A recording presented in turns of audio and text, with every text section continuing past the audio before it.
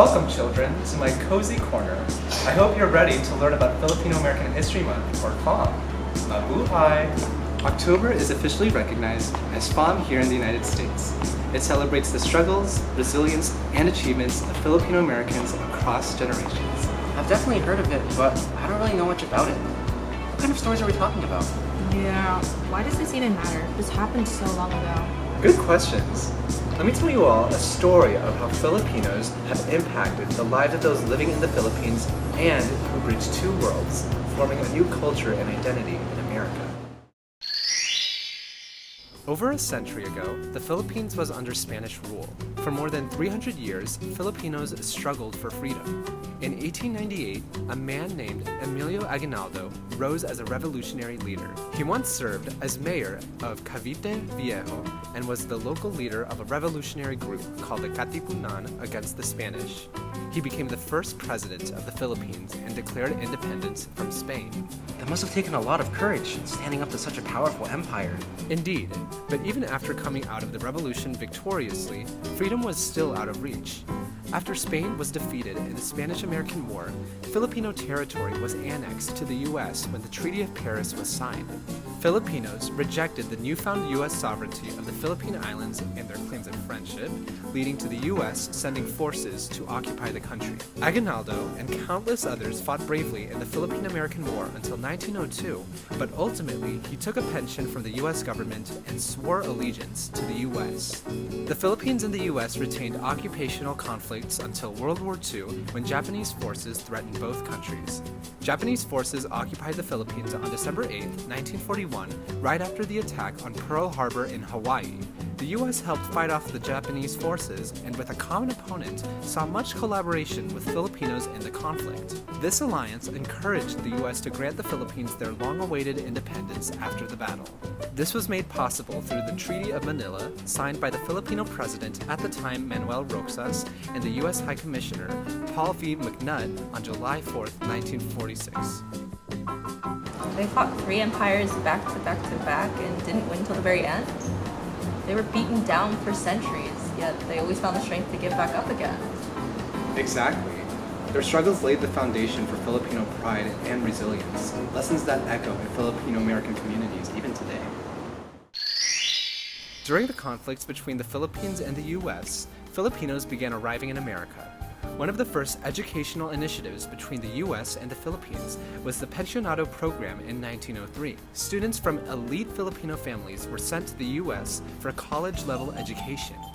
However, the U.S. had ulterior motives to assimilate Filipinos into Western governance, style, and culture. So they weren't just learning for themselves, they were preparing to help the Philippines grow. Yes, the U.S. ultimately wanted to assimilate Filipinos at first, and the skills and education they provided helped westernize the Philippines government, educational, and civil services. The pensionados had privilege of having their travel and education paid for. Later, larger waves of Filipino immigrants started traveling to the U.S. seeking fortune by working in agriculture. The first of these waves of Filipino immigrants were called the Manong generation and arrived in the 1920s and 30s. They were older Filipino men who labored under harsh conditions, faced racism, earned low wages, and experienced segregation. Yet, from these hardships, leaders emerged. One of the most important was Larry Itliong. In 1965, he helped organize Filipino farm workers in Delano, California. They walked off their grape fields, demanding fair wages and boycotting companies that utilized their grapes. This became the Delano Grape Strike. That sounds ambitious, especially given that Filipinos were a much lower class. In a new country, being forcefully assimilated by a much more powerful nation, still had the courage to rebel. That's so brave. It was. And at first, the strike was just Filipinos. But Larry Itliong reached out to Mexican farm workers led by Cesar Chavez and Dolores Huerta. Together, they founded the United Farm Workers Union, proving that solidarity across commonly oppressed communities could create real change. So Filipinos helped shape the labor movement in the U.S.? It's incredible. Yes, and their courage reminds us that justice is won through union.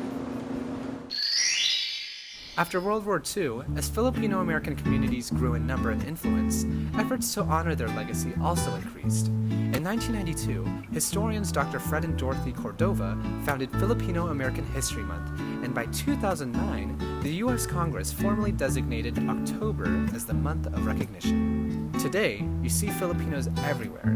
In politics, Rob Bonta, the first Filipino-American Attorney General of California.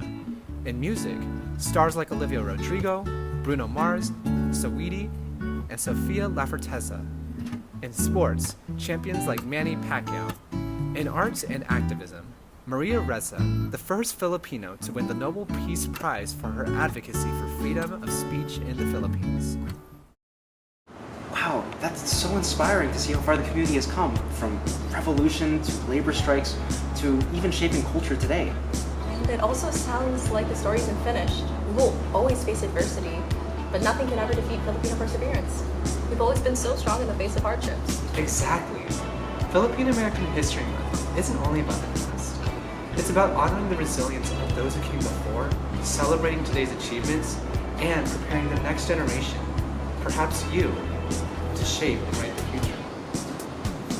Happy Filipino-American History Month from GTFSA. Happy Filipino American History Month! Happy Filipino American History Month! Yay! Happy Filipino American History Month! Happy Filipino American History Month. You got it?